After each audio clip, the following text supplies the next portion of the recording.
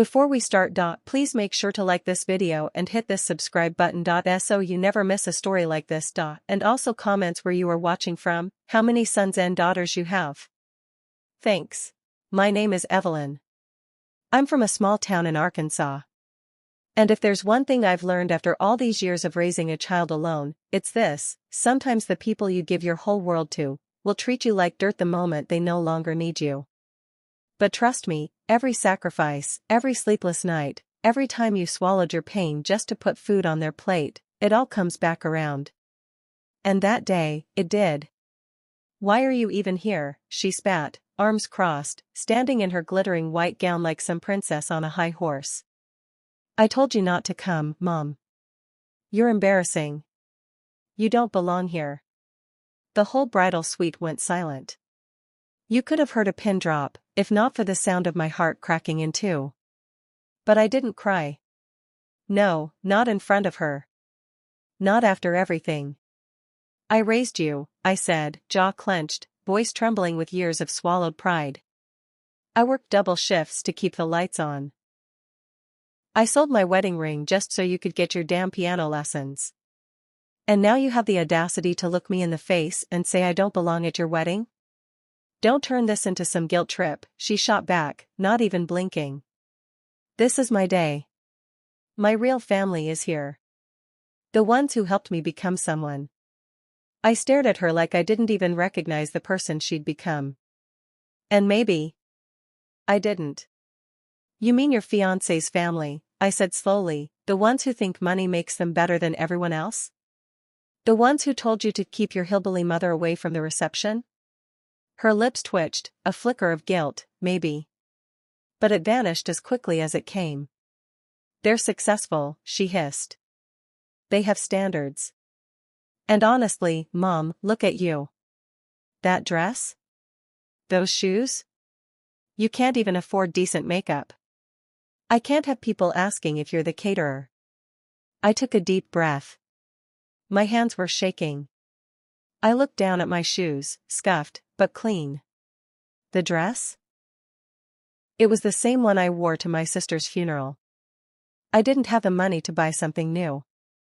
I had barely scraped together the gas money to drive 6 hours to be there.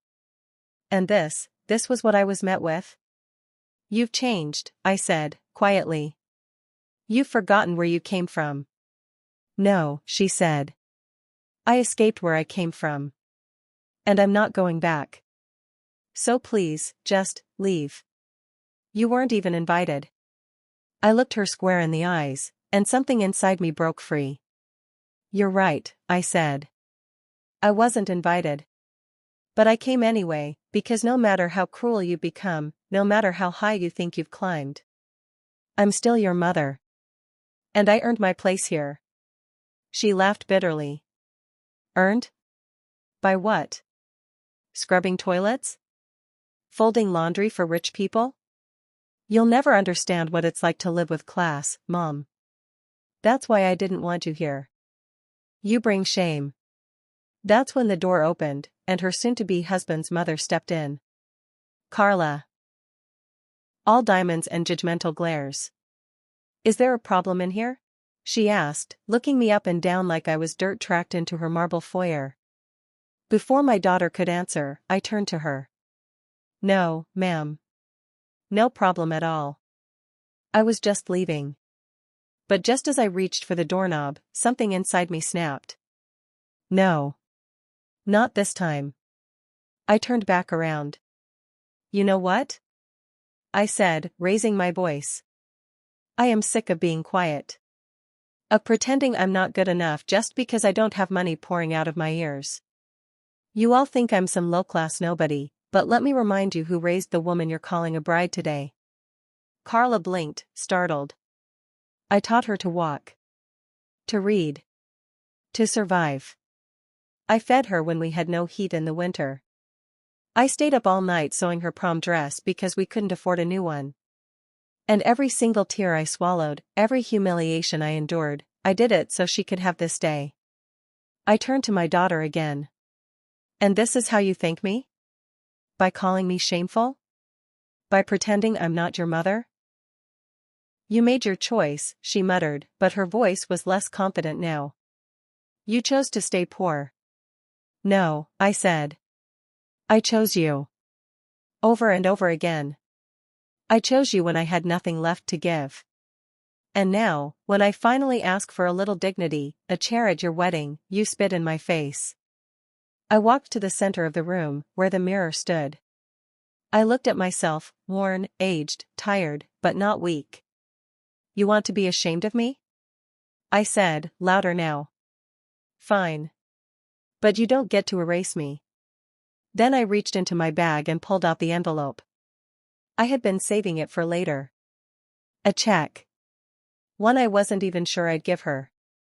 I was going to surprise you with this, I said. $25,000. I've been saving it since the day you were born.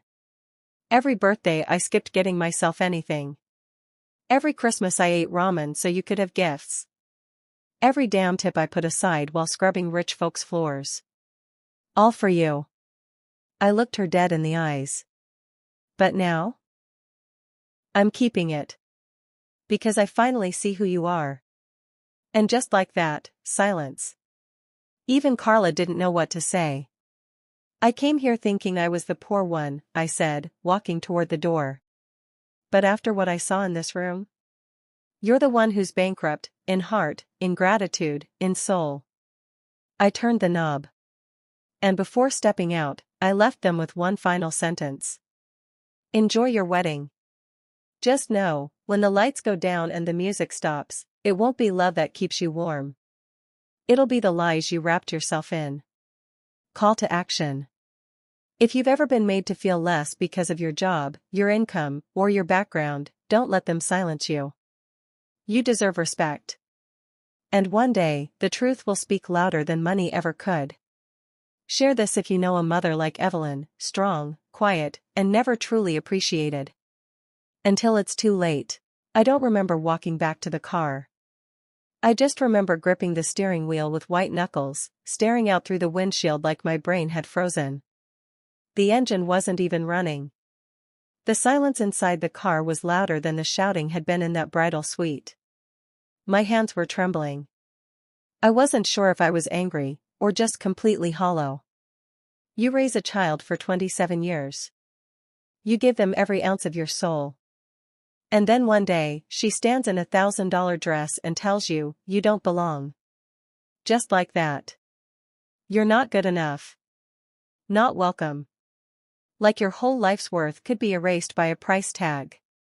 I looked at the rearview mirror, and I swear I didn't even recognize my own face.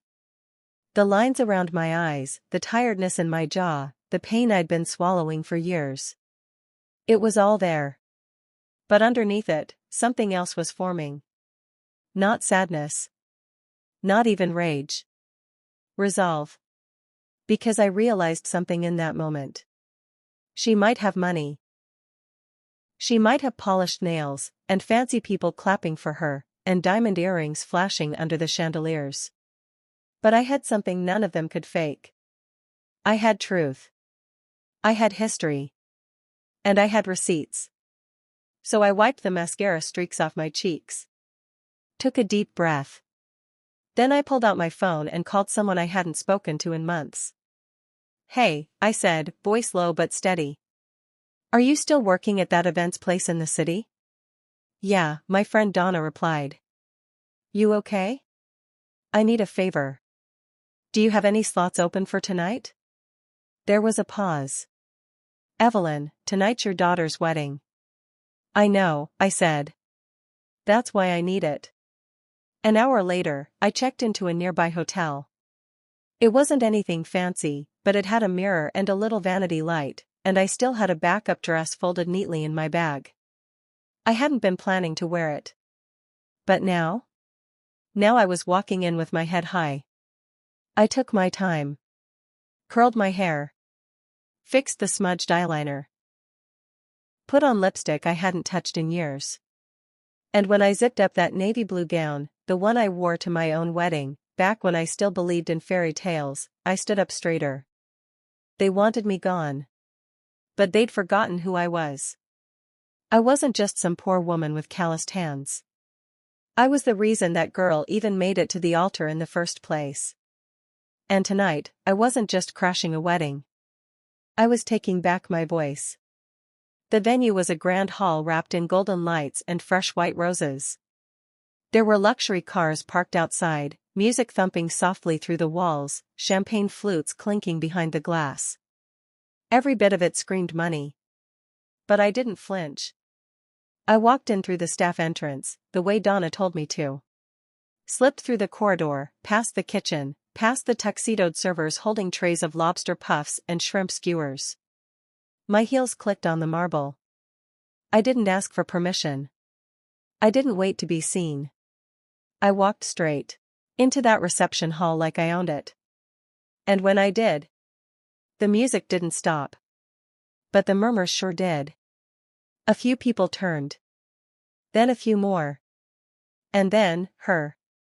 My daughter. Standing there at the head table with her new husband and his family, laughing at some joke I'm sure I wouldn't understand. Until she saw me. Until her eyes locked on mine across the room. And her face dropped. Like she'd seen a ghost. I didn't break eye contact. I didn't blink. I made my way up front, slow and steady, as if I had every right in the world to be there. Because I did. She took a step forward, panic rising in her voice. Mom, what are you doing? You need to leave. Now. This isn't the time. No, I said, loud enough for the mic nearby to pick up my voice. Now is exactly the time. People were watching. Whispering. Even the groom looked confused. His mother narrowed her eyes like she was about to call security. But I beat them to it. I stepped up to the microphone, heart pounding so loud I could barely hear the gasps. And I said, since I wasn't invited to give a speech, I figured I'd take a moment before dessert. My daughter rushed forward, trying to grab my arm, but I shook her off gently. You had your moment. Now let me have mine. Then I looked at the crowd. My name is Evelyn, and I'm the mother of the bride. A few eyebrows raised. A few awkward claps started and quickly died down. I know I'm not the person many of you expected to see tonight. I don't fit in here. I don't wear designer shoes. I've never eaten caviar. And I've never flown first class. What I have done is raise a daughter, completely alone, through every storm life could throw at us. I looked right at her now. Her face was pale. Hands trembling. But I kept going. I'm the woman who held her while she cried over college rejections. I'm the one who stayed up until 3 a.m. helping her finish scholarship essays. I'm the one who skipped meals so she could eat. And today, she told me I didn't belong here. That I was too poor to be part of this celebration. Gasps. One or two people put their hands over their mouths. But I realized something as I sat in my car alone. Being poor doesn't mean you lack value. And having money doesn't mean you have class. It's not what's in your bank account that defines you, it's how you treat the people who sacrificed everything to get you where you are. I took a breath. Let that hang in the air. My daughter wanted to erase me from her story. But I'm here to remind her, and every single person in this room, that behind every successful person, there's someone who bled for them in silence. And today, that silence ends. At first, there was silence. Not the kind that comes from awkwardness, but the heavy, suffocating kind that wraps around a room like fog. Nobody moved. Nobody breathed. People were frozen mid-sip, mid-bite, mid-laugh. The mic in my hand crackled slightly as I stepped back. And then, from somewhere near the back, I heard a voice. She's right. Heads turned. It was an older man, someone from the groom's side, if I remembered right. He had a soft face and tired eyes. My mother scrubbed floors so I could go to school. I forgot that. I never thanked her. Hearing this, he looked at me and nodded. Thank you for saying it. I blinked. I hadn't expected anyone, to side with me. And that's when it began. First whispers. Then murmurs. Then something else. Eyes shifted, not toward me, but toward her. My daughter. The bride. And suddenly, she didn't look so perfect anymore. Her husband leaned toward her, whispering something sharp. Her jaw clenched. She yanked her arm away. His mother stood, clearly furious, eyes locked on me like she wanted to throw me out herself. But I didn't leave. I stepped forward once more and pulled the check from my purse, the same one I had shown her earlier that day. I was going to give this to you tonight, I said, holding it up so everyone could see. A gift. $25,000. Every penny saved over 2 decades of backbreaking work. I thought maybe it would be my way of blessing your future. My daughter's eyes widened. Her lips parted. She took a step forward, but I stopped her with just a glance. But you threw me away like garbage, I continued. And now, I know exactly where this money needs to go. I turned toward the back of the room, where one of the young waitresses stood, shoulders hunched, nervously watching the chaos. She couldn't have been older than 20. A little shaky. A little overwhelmed. But when I caught her eye, something softened. You, I said. What's your name? She stammered. Me? Emily. Emily, I said, walking toward her. Are you in school? She nodded. Trying to be. But I can't afford next semester. My mom's been sick. I handed her the check. Then take this. My daughter doesn't need it, but you do. She gasped. One of the guests clapped a hand over her mouth. A gasp spread through the room like wind on dry grass. Someone started clapping. Then another. And another. And just like that, the tide turned. Not for sympathy. Not for drama. But because truth has a way of slapping people awake. My daughter stood there, fists clenched at her sides, face beet red. I could see her blinking fast, trying to hold back tears, but they weren't tears of regret. Not yet. Not truly. Are you seriously giving my money to a waitress? She barked. I turned to her calmly. No. I'm giving it to a girl with integrity. With humility. 2 things money couldn't buy you. Her husband now stood fully, expression twisted in confusion. Wait, is this true? You told me your mom abandoned you. That she was a drunk and left when you were 12. My head jerked up. What? His eyes moved between us. She said you ran off with some guy and left her for 5 years. That's why you were never at her piano recitals. The crowd stirred. I could barely process what I was hearing. My voice cracked. I missed 2 recitals because I was working overtime to keep the lights on. I never left you, not even for a day. Who told you I did? He looked back at her, and I saw something flicker in his face. Doubt. Hurt. Maybe even betrayal. She opened her mouth. Closed it. Then shrugged. You think I was gonna tell people my mom was a maid? What would they have thought? And that did it. A woman near the center of the room stood up. I work in housekeeping. A man near the bar added, my dad drove garbage trucks. Paid for my college in cash. More people stood. One by one. Voice after voice. She made a mistake, but you made it worse by lying. How dare you humiliate your own mother like that? She raised you, and now you treat her like she's dirt? And the bride, my daughter, shrank with every word. Not because she was sorry. But because for the first time in her curated little world, she wasn't the one controlling the narrative. Her new husband looked at her, eyes wide with disgust. You used your mother's pain to make yourself look good? Is that who you are? Don't turn this on me, she shrieked. She crashed my wedding. She came here to humiliate me. No, I said softly. You did that all by yourself. She stormed toward me, eyes blazing. You think giving some waitress a check makes you the hero? You think embarrassing me makes you better? I didn't raise my voice.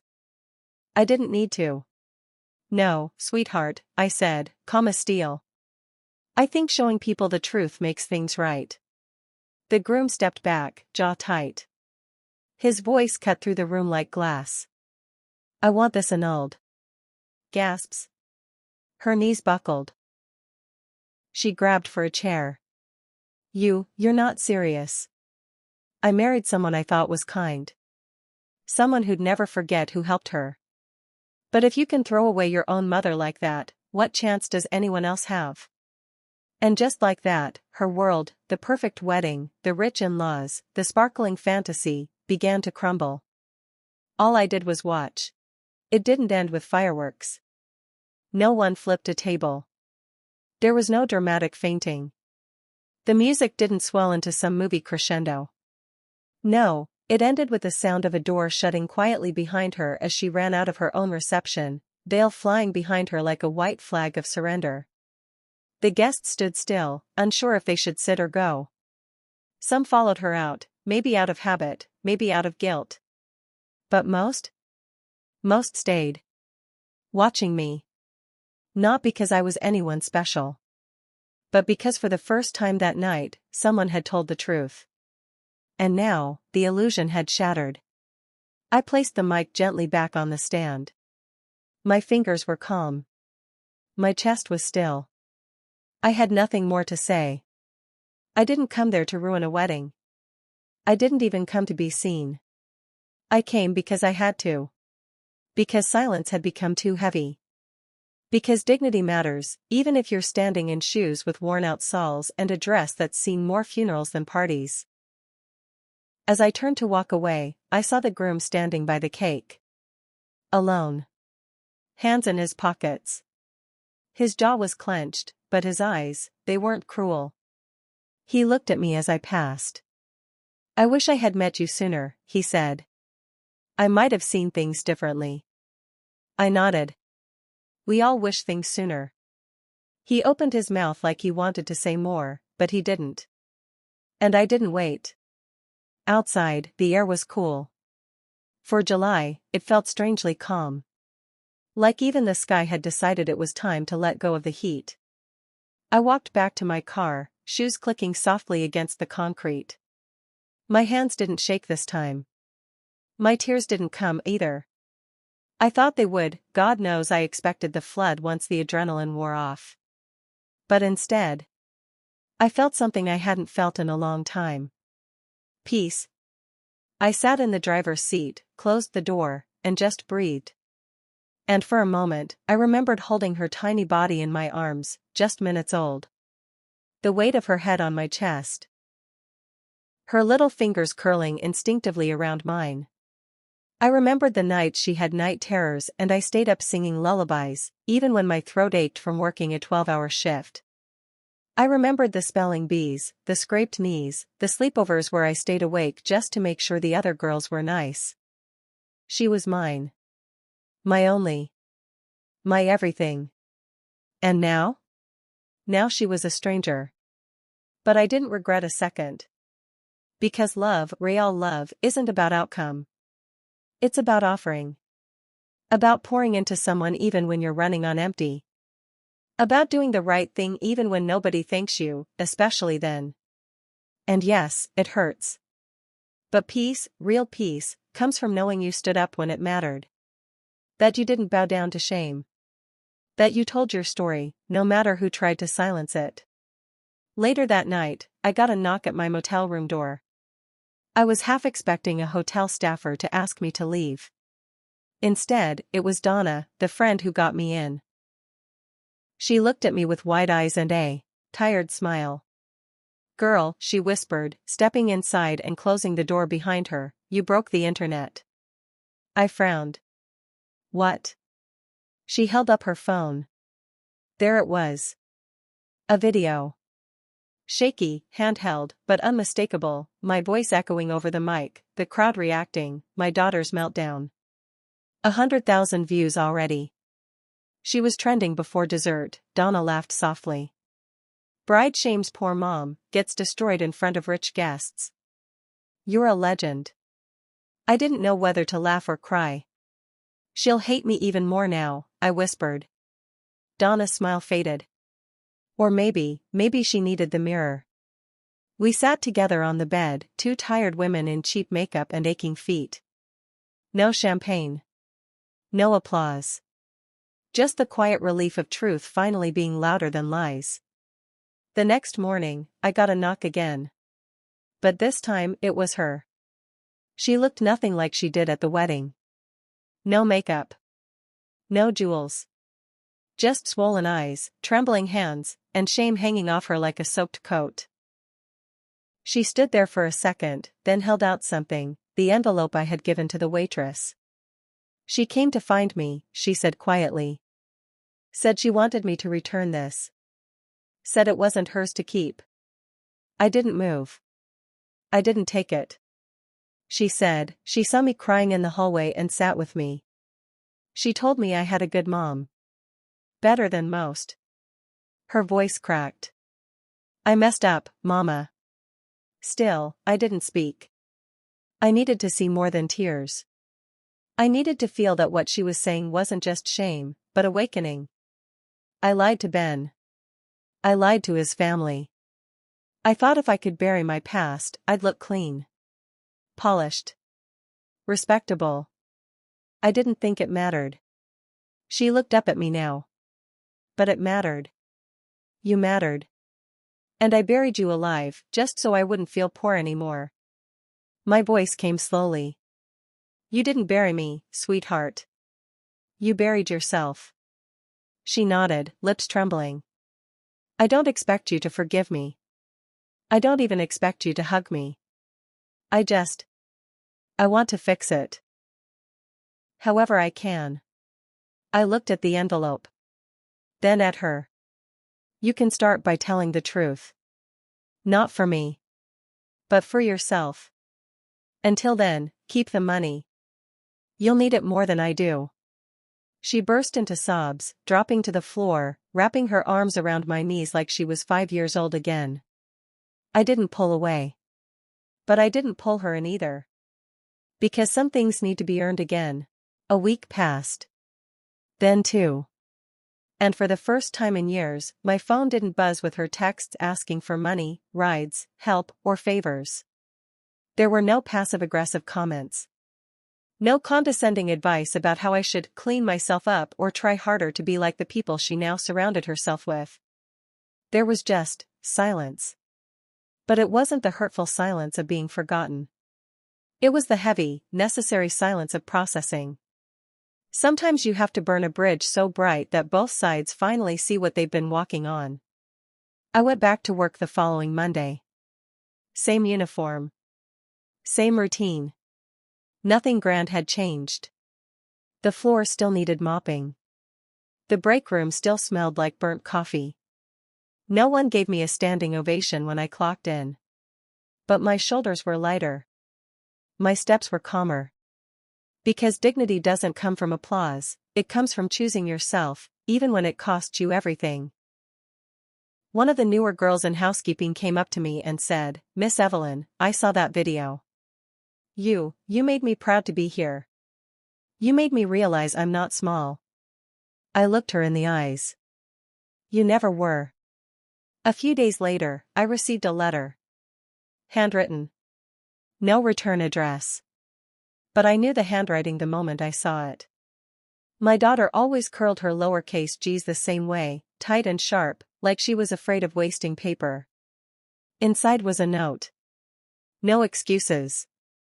No manipulation. Just something that felt closer to the child I once knew. Mom. I can't undo what I said. I can't unhurt you. But I see it now, not just what I did, but why I did it. I thought money would wash away all the things that made me feel weak. But I realize now, the strongest person I've ever known wore thrift store shoes and packed my lunch with love. I'm not asking you to trust me again. I'm asking if I can earn my way back. I love you. I'm sorry. Nora. I read the letter 3 times. Then I folded it carefully, placed it in my drawer next to old family photos and a pair of baby socks I still couldn't let go of. I didn't rush to reply. Some wounds don't close in a day. But I smiled, a small, tired smile, and whispered to myself. She's trying. And sometimes, that's where redemption begins. Weeks later, I got another call from Emily, the young waitress I gave the check to. She had cashed a small portion of it and used the rest to cover her mom's medication. I didn't take the full thing, she told me. Felt wrong, like I was stealing someone's future. So I found a non-profit that helps single moms and donated half in your name. I was stunned. You didn't have to. I wanted to, she said. Because someone gave me a gift I didn't deserve. And now I want to be that person for someone else. And just like that, I saw it. The ripple. That's the thing they never tell you about standing up for yourself. It's not just about what you reclaim. It's about what you release. When you speak up, when you draw a line, when you stop shrinking, you give others permission to do the same. The story didn't end with a wedding. Or a cake. Or a big, happy reconciliation. It ended with truth. And truth is messy. It breaks things. But it also sets things free. My daughter hasn't magically changed overnight. She still has walls. Still has pride. But I've seen small things. She texts now. Not to ask for money, but to say she hopes I'm eating well. That she saw a dress I might like. That she's thinking about me. And that's enough. For now. Because this isn't just a story about a poor woman being disrespected. It's about every person who's ever been dismissed, overlooked, or told to sit in the shadows because they didn't fit the polished version of someone else's life. It's about mothers who stayed silent for too long. Fathers who worked 2 jobs just to be forgotten. Grandparents who gave their all, only to be replaced by a richer narrative. It's about saying, enough. Enough shrinking. Enough apologizing. Enough being erased. My name is Evelyn. I'm from a small town in Arkansas. I raised a daughter who forgot me. But I didn't forget myself. And that made all the difference. The world will try to measure your worth in dollars, degrees, and designer labels. But real worth? It's in the sleepless nights, the sacrifices no one sees, the love that never stopped showing up, even when it was pushed away. And if someone tries to make you feel small for that? Stand tall anyway. Speak anyway. Show up anyway. Because no one can silence the truth, not forever. If you know someone who's sacrificed everything, quietly, without praise, share this story with them. Let them know they matter. That their story is seen. And if you are that someone, don't wait to be invited into the room. Walk in. Speak. Be heard. And never, ever, let your worth be measured by wealth.